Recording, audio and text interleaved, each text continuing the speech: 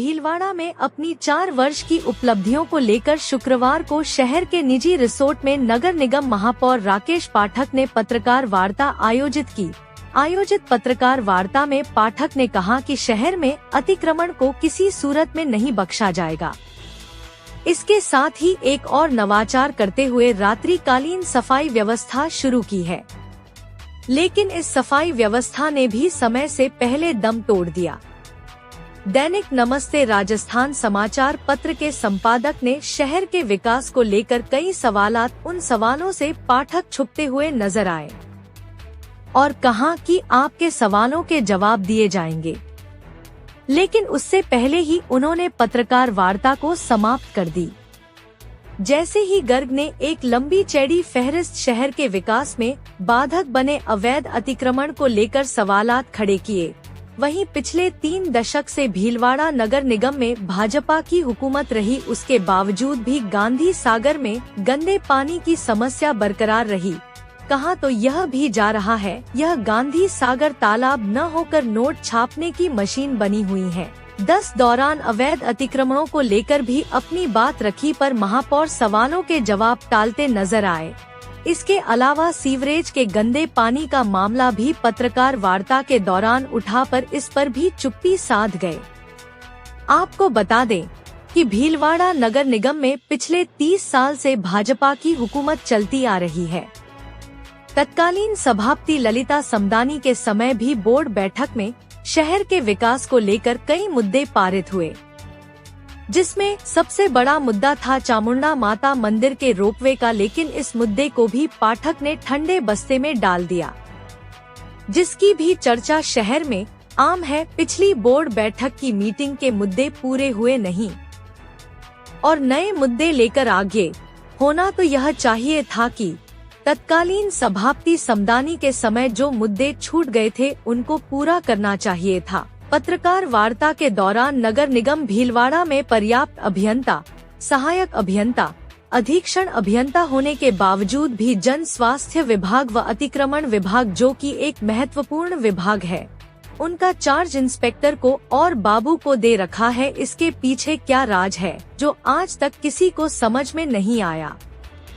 साथ ही राजस्व अधिकारी का चार्ज, जो कि एक महत्वपूर्ण चार्ज होता है हर एक विभाग के लिए, वह एक रिटायर्ड कर्मचारियों को, जिसको संविदा पर राज्य सरकार ने 1 वर्ष के लिए अन्य कार्यों के लिए रखा है, उस आदमी की आईडी खोल दी गई और आज की तारीख में राजस्व के कार्य निपटाने का भार रिटायर्ड कार्मिक को दे रखा है। इससे साफ जाहिर होता है कि किस चरम सीमा पर आज की तारीख में अदृश्य रूप से भ्रष्टाचार किया जा रहा है और अदृश्य लाभ प्राप्त किया जा रहा है। साथ ही जो उद्यान विभाग है, नगर निगम का सारे के सारे भुगतान किसी न किसी मद में अधिकारियों के घरों के निजी कार्य कराए जाते हैं। और तो और उद्यान विभाग में भी रिटायर्ड कर्मचारियों को और बाबू को वहां पर बिठा रखा है लंबे समय से, जिसकी जांच करना भी नितांत आवश्यक है। नाला सफाई के नाम पर 60 लाख रुपए का टेंडर हुआ है, उसमें अभी तक कितने नाले साफ हुए हैं, इसका कोई भी डाटा नगर निगम का कोई अधिकारी आयुक्त नहीं देने को तैयार है, ना ही दिया है। जबकि आज की तारीख में अगर पूरे शहर में घूम जाए तो नाले गंदगी से अटे पड़े हैं। रही सफाई कर्मचारियों की बात, सफाई कर्मचारी समय पर नालियों की सफाई करने को तैयार नहीं है और वह पानी सड़कों पर बहता हुआ अक्सर दिखाई देता है। यहाँ तक कि शहर की कॉलोनियों, गली मोहल्लों की कई दिनों तक सफाई कर्मी ढेरिया उठाने को तैयार नहीं है। यहाँ तक कि कॉलोनियों में जो ऑटो टिप्पर चलते हैं, उस ऑटो टिप्पर के साथ एक सहायक का होना भी जरूरी है, लेकिन सहायक का मानदेय भी उठ रहा है और इस मानदेय को कौन खा रहा है, इसको तो राम ही जाने। फिर भी निगम के महापौर कहते हैं कि हमने बेमिसाल 4 साल शहर को स्वच्छ बनाने का कार्य किया है, जबकि प्रताप टॉकीज रोड व आजाद चौक की हालत तो इतनी बदतर है कि आजाद चौक में प्रताप टॉकीज के सामने भदादा का एक परिसर है, जिसमें अंडरग्राउंड में भी दुकान बना ली गई है। रोड के दोनों और इतने वाहन खड़े हो जाते हैं, दिन में भीड़, वहां से 2 पहिया वाहन निकलना भी मुश्किल है। जब प्रेस वार्ता में इसके लिए सवाल उठाया गया तो महापौर बोले, मुझे लिखित में दो। तो जब प्रेस वार्ता बुलाई है तो उसमें एक एक चीज में लिखित में नहीं दिया जा सकता है। साथ ही प्रताप टॉकीज के पास में जो डेयरी बूथ लगी हुई है वह भी अतिक्रमण है, उसको नगर परिषद क्यों नहीं गिराती, क्यों नहीं कब्जा लेती। आज की तारीख में इन सब कृतियों से समझ में आता है कि किस तरह से नगर निगम में पद का दुरुपयोग करते हैं, मनमाने तरीके से कार्य किया जा रहा है। साथ ही यदि जिला कलेक्टर संवेदनशीलता से इस और भी ध्यान दे कि नगर निगम के कार्यालय से महज 1000 कदम पर ही 2 पेट्रोल पंप है, फिर भी शहर से बाहर 200 feet ring road petrol pump से किसके दबाव के चलते नगर निगम की गाड़ियां पेट्रोल भराने के लिए जाती है और पेट्रोल इतने दूर से भरवा कर लाती है, आना जाना ही खाली गाड़ी का लगभग 5 किलोमीटर के आसपास हो जाता है। क्यों नगर निगम के पैसों की बर्बादी की जा रही है, क्यों दूर से पेट्रोल भरवाया जा रहा है, किसे आज की तारीख में इसके पीछे अदृश्य लाभ पहुंचाया जा रहा है। जो नगर निगम के टिपर कचरा उठाने का कार्य करते हैं, उनका प्रत्येक गाड़ी का क्या एवरेज है जो आज तक कहीं भी किसी ने नहीं लिया है, क्यों नहीं लिया है। क्यों डीजल का धुआं उड़ाया जा रहा है, क्यों नगर निगम को नुकसान पहुंचाया जा रहा है, इस और कोई महापौर या उनका ध्यान नहीं है। उनको तो सिर्फ जनता की तरह से दुखी होती है और जनता को किस तरह से दुखी किया जाए, जिस चीज का ध्यान है आयुक्त ने तो इतनी हद कर रखी है कि शाम को 5:00 बजे दफ्तर में आते हैं, दिन भर जिला कलेक्टर के साथ मीटिंग में रहते हैं और 5 बजे बाद आकर महत्वपूर्ण फाइलें निपटाते हैं जिनमें अदृश्य लाभ प्राप्त होता है। उनको हस्ताक्षर करके रवाना हो जाते हैं।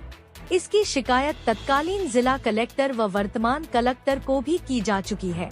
अब देखना यह है कि कलेक्टर इस पर क्या स्टेप लेते हैं। रही पट्टा प्रकरण भीलवाड़ा में नगर परिषद द्वारा, जो कि अब वर्तमान में नगर निगम बन चुका है, के द्वारा 2 जाली फर्जी पट्टे जारी किए गए, जिसमें भी प्रश्न पूछने पर कहा जाता है कि एक को तो हमने निरस्त कर दिया है, निरस्त पट्टे की पत्रावली भी रिकॉर्ड से गायब है। लेकिन आज तक आयुक्त व महापौर संबंधित कर्मचारी अधिकारी के खिलाफ कोई भी कार्रवाई करने को तैयार नहीं है, जिसे भी स्पष्ट होता है कि कहीं न कहीं उनकी भी सहभागिता है। रही दूसरे पट्टे की बात पर पाठक का कहना है कि जांच चल रही है, जांच रिपोर्ट आएगी उसके बाद किया जाएगा। जबकि एक और तो गांधी सागर तालाब पर प्लॉट नीलाम किए जाते हैं नगर परिषद द्वारा और नीलामी अधिकृत रूप से की जाती है। उसमें जो उनको लोगों को प्लॉट दिए जाते हैं उसे पर निर्माण कार्य करने नहीं दिया जाता। दूसरी और लव गार्डन की जो जमीन जिसका पट्टा बना है वह तालाब के पेट में आता है, लेकिन उसका भी आज की तारीख में कोई भी चित्रित कार्रवाई करने को आयुक्त में महापौर तैयार नहीं है। प्रेस वार्ता में महापौर द्वारा अतिक्रमण के खिलाफ कार्रवाई करने के लिए भी कहा गया, लेकिन आज की तारीख में प्रत्यक्ष रूप से देखा जाए तो सूचना केंद्र चौराहे पर और उसके सामने जो कोऑपरेटिव बैंक है उसके बाहर कितना विशाल अतिक्रमण हो रखा है, जबकि इनका पूर्व में ही दुकान दी जा चुकी है। दुकानों में तो उन्होंने किराएदार बिता दिए और खुद वापस जाकर रोड पर बैठ गए। लेकिन धृतराष्ट्र की तरह से महापौर भीलवाड़ा के नागरिक होने के नाते वह आयुक्त अपनी पूर्ति के चलते आंखों पर पट्टी बांधे चुपचाप बैठे सारा तमाशा देख रहे हैं। इसी के साथ ही आजाद चेक के पास में आज बड़े बड़े ठेला माफिया भी हो गए, जिन्होंने दर्जनों ठेले केबिन बना रखे हैं और जो दर्जनों ठेलों का शुल्क वसूल करते हैं उनके द्वारा बेजा तरीके से मर्जी आती है वहां ठेले खड़े कर दिए जाते हैं और प्रशासन कोई कार्रवाई करता है तो इकट्ठे होकर एक समूह बनाकर हाय हाय के नारे लगाते हुए पहुंच जाते हैं। और इस वार्ड का पार्षद जब कहता है तो वहां पर अपनी पूर्ति के लिए या अपने स्वार्थ हेतु, अपने वोट बैंक हेतु उसको वापस वहां पर खड़े रहने की अनुमति दे देते हैं। इसके चलते देखना है कि जब इस तरह की कार्रवाई नहीं हो रही है, जबकि प्रताप टॉकीज रोड की हालात महापौर कभी भी जाकर देख ले, फिर कैसे रोक लगा पाएंगे। जिंदल शाह से लाखों की राशि लेने के बाद निगम के पार्क बने उजाड़।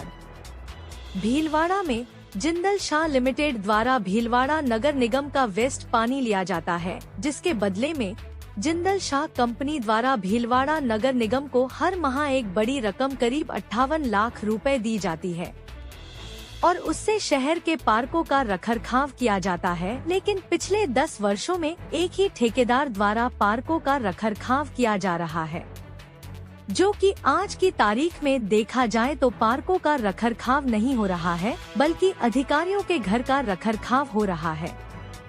वहाँ पर न तो हरी घास है, नहीं आज की तारीख में कोई व्यवस्था है। वहाँ पर बनी चौकीदार की झोपड़ी भी टूटी फूटी जीर्णशीर्ण अवस्था में है, नहीं कोई प्रॉपर चौकीदार है। इन सारी चीजों को देखें तो आज की तारीख में पता चलेगा कि शहर का पिछले 4 वर्षों में विकास हुआ है या आज की तारीख में शहर का सत्यानाश हुआ है।